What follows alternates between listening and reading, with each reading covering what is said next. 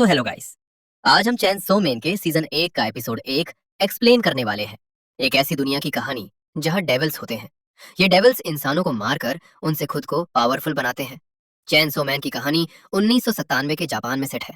हम देखते हैं मे कैरेक्टर डेजी को, जो कि अजीब सा सपना देख रहा था, जिसमें वो एक सुनसान गली में होता है। उसे यहाँ से निकलने का एक दरवाजा मिलता है, लेकिन तभी डेजी की नींद खुल जाती है और डेजी अपने काम पर निकल जाता है। रास्ते में हमें पता चलता है कि ऊंजी के सिर पर बहुत सारा कर्ज है, जिसे चुकाने के लिए वो महीने में करीब 60,000 के पेड़ बेच चुका है। 1.2 मिलियन में अपनी एक किडनी, 3 लाख में अपनी एक आंख और करीब 1 लाख में अपना एक टेस्टिकल भी बेच चुका है। और अब भी उसे करीब 3 करोड़ येन चुकाने बाकी है। इसलिए डेंजी डेविल हंटर का भी काम करता है, क्योंकि डेविल की लाश के बदले उसे काफी अच्छे पैसे मिल जाते हैं। डेजी के साथ उसका एक पैड भी होता है, जिसका नाम पोचिता है, और ये एक चैन सॉ डेविल है। पोचिता के भौंकने से हुंजी समझ जाता है कि आसपास कोई डेविल है। ये एक टोमेटो डेविल था। डेजी पोचिता को एक चैन सॉ की तरह यूज करता है और उस टोमेटो डेविल को मार गिराता है। इसके बाद हमें डेंजी की बैंक स्टोरी दिखाई जाती है, जब वो करीब 10 साल का था। असल में ये सारा कर्जा डेंजी के फादर के ऊपर था, जो कि उन्होंने याकूजा गैंग के एक ओल्ड मैन से लिए थे। क्योंकि वो कर्जा चुकाने लायक नहीं थे, तो उन्होंने खुद की जान ले ली थी, जिससे कि वो सारा कर्जा अब डेजी के सिर पर आ गया था। जिस दिन डेजी के फादर को दफनाया गया था, उसी दिन ओल्ड मैन ऊंजी से कहता है, कल तक 7 लाख का इंतजाम कर लेना, वरना हम तुम्हारे टुकड़े टुकड़े कर देंगे। कुछ देर के बाद ही डेजी के पास एक चैन सॉ डेविल आता है, जिसे देख शुरू में डेजी डर जाता है।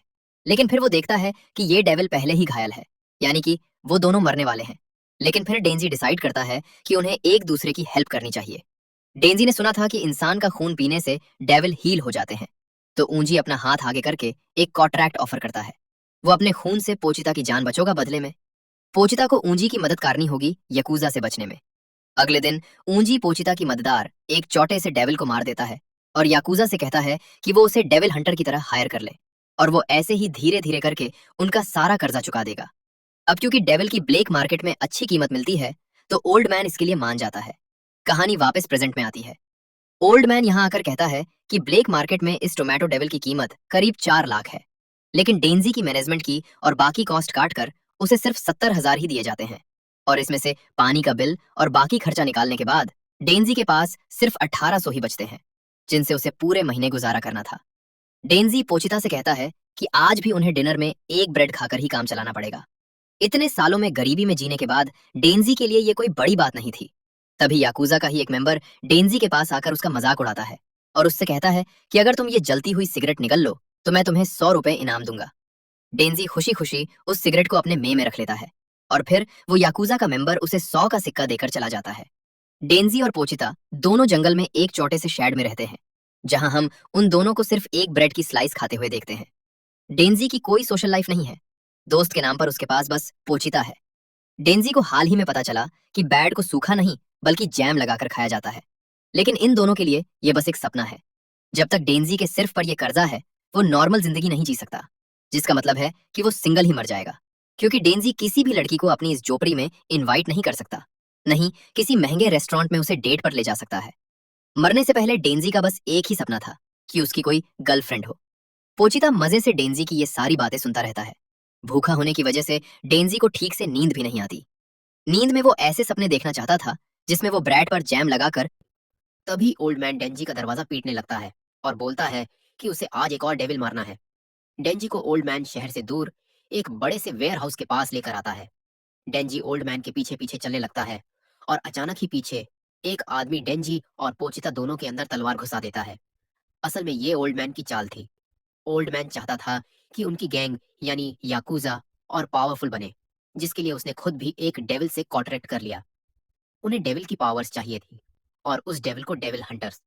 लेकिन याकूजा के लोग बहुत ही बड़े मूर्ख थे, क्योंकि उन्होंने एक जॉबी डेविल से कॉन्ट्रैक्ट किया था, जिसकी पावर्स थी कि वो इंसानों को जोम्बी बना सकता है, जिसके बाद वो जॉबी डेविल के गुलाम बन जाते हैं।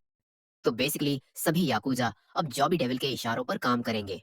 और क्योंकि इसे डेविल हंटर्स से नफरत है, तो वो अपने सभी जॉबी को ऑर्डर देता है कि वो डेंजी के टुकड़े टुकड़े करके कने में डाल दे। डेंजी किसी तरह से यहाँ से भागने की कोशिश करता है, लेकिन कोई फायदा नहीं होता। सभी जॉबी उसे बार बार स्टैब करते हैं। मरते हुए डेंजी सोचता है कि उसे तो अमीर बनने की भी चाह नहीं थी। वो सिर्फ एक नॉर्मल जिंदगी जीना चाहता था, लेकिन वो भी उसके नसीब में नहीं है। खैर, जॉबी डेंजी और पोचिता के टुकड़े टुकड़े करके दोनों को कब्र की पेटी में डाल देता है। डेंजी की मौत हो चुकी थी और पोचिता भी बस मरने ही वाला था। लेकिन तभी डेंजी का एक बूंद खून पोचिता के मुंह में आ गिरता है, जिससे कि पोचिता थोड़ा हील हो जाता है। और उसे डेंजी की कही एक बात, जब वो एक्स्ट्रा पैसे कमाने के लिए पेड़ काटा करता था, तब डेंजी ने पोचिता से कहा था कि एक दिन वो जरूर डेविल्स से लड़ता हुआ मारा जाएगा, जिसके बाद पोचिता या तो भूख से मारा जाएगा या तो कोई डेविल हंटर उसे मार देगा। लेकिन डेंजी ने सुना था कि कुछ डेविल्स में ऐसी पावर्स होती हैं कि वो किसी मरे हुए इंसान की बॉडी पर कब्जा कर सकते हैं। तो डेंजी चाहता था कि अगर वो मर जाए तो पोचिता उसकी बॉडी को पजेस कर ले और याकुजा से कहीं दूर भागकर एक नॉर्मल जिंदगी जिए। प्रेजेंट में पोचिता ऐसा ही करता है और खुद को डेंजी की बॉडी के साथ मर्ज करने लगता है। लेकिन डेंजी की बॉडी पूरी तरह से हील हो जाती है और वो दोनों आखिरी बार एक दूसरे से बात करते हैं, जिसमें पोचिता भी इंसानों की तरह बोल पा रहा था। पोचिता डेंजी से कहता है कि वो उसकी बॉडी पर कब्जा नहीं कर रहा है, बल्कि वो उसके साथ एक नया कॉन्ट्रैक्ट बना रहा है। इस नए डील में पोचिता ने अपना हार्ट डेंजी को दे दिया है। बदले में वो चाहता था कि डेंजी एक नॉर्मल लाइफ जिए और वो सारे सपने पूरे करे जो उन्होंने देखे थे। तो बेसिकली पोचिता डेंजी को बचाने के लिए खुद को कुर्बान कर देता है। और क्योंकि डेंजी के पास अब डेविल हार्ट है, तो उसका शरीर पूरी तरह से हील हो जाता है। उसकी दिल की बीमारी, आंख और किडनी सब बिल्कुल ठीक हो गए थे। साथ ही डेंजी के सीने से एक डोरी बाहर निकल रही थी, जो कि असल में पोचिता की पूंछ हुआ करती थी, जिसे खींचने पर पोचिता की चेन सौ चालू होती थी। डेंजी को जिंदा देख जॉम्बी डेविल फिर से अपने जॉम्बीज को उसे मारने भेजते हैं। डेंजी मन में सोचता है कि इन लोगों के पास तो इतनी अच्छी लाइफ थी, फिर इन्हें और क्या चाहिए था जो कि इन्होंने डेविल से कॉन्ट्रैक्ट कर लिया। डेंजी को समझ आता है कि इंसान को जितना भी उसे कम ही लगता है और उसे कभी संतोष नहीं होता, जिसके लिए डेंजी उन्हें दोष नहीं देता। लेकिन क्योंकि ये लोग डेंजी के सपने के बीच में खड़े थे, तो उसे इन सबको मारना ही पड़ेगा। ये कहकर डेंजी अपनी डोरी खींचता है। तभी ढेर सारे जॉबी उसे नीचे गिरा देते हैं। अचानक यहाँ एक चेन सॉ चालू होने की आवाज आती है और डेंजी जॉबी के ढेर को काटते हुए बाहर निकलता है। असल में पोचिता की चेन सॉ पावर्स अब डेंजी में ट्रांसफर हो चुकी है। उसके दोनों हाथ और सिर पे चेन सी आ गई थी और इस तरह डेंजी चेन सॉ मैन बनता है।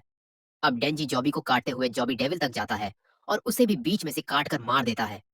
डेविल के मरने के बाद भी सभी जॉबी से डेंजी की तरफ बढ़ने लगते हैं। डेंजी को समझ आता है कि अगर उसने इन सबको मार दिया तो वो कर्जे से मुक्त हो जाएगा, क्योंकि याकूजा में कोई जिंदा ही नहीं बचेगा। साथ ही इन लोगों ने उसे डेविल मारने के लिए हायर किया, तो डेंजी वही कर रहा है।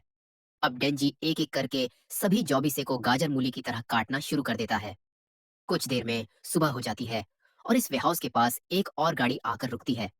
इसमें कुछ पब्लिक सेफ्टी डेविल हंटर्स बाहर निकलते हैं, जो कि असल में गवर्नमेंट के लिए काम करते हैं। और ये लोग भी यहाँ जॉबी डेविल को मारने ही आए थे। लेकिन यह देखते हैं कि यहाँ सिर्फ जॉबीज की लाशें पड़ी हुई हैं, जिनके बीच में डेंजी खड़ा था। एक आदमी को लगता है कि ये आदमी भी कोई डेविल होगा, लेकिन माकिमा की सूंघने की शक्ति काफी तेज है, जिससे वो बताती है कि ये ना तो कोई इंसान है और ना ही कोई डेविल। माकिमा डेंजी के पास आती है और डेंजी पीछे गिरने लगता है। गिरते हुए वो माकिमा से उसे गले लगाने को बोलता है, जो कि वो करती है, जिससे कि डेंजी के चेंजो पार्ट्स, जिस पर माकिमा सोचते हुए बोलती है कि बटर और जैम लगा हुआ ब्रेड, सैलेड, कॉफी और कुछ मीठा भी, और ये सब खाना तो डेंजी के लिए सपने जैसा था। तो वो तुरंत माकिमा का पालतू बनने के लिए मान जाता है। और एपिसोड का टाइटल डॉग एंड चेनसॉ डेंजी और पोचिता दोनों को ही रिप्रेजेंट करता है। पोचिता एक डॉग जैसा दिखता है और उसके पास चेनसॉ थी, वहीं अब डेंजी के पास भी चेनसॉ है और लोग उसे एक डॉग की तरह ट्रीट करते हैं।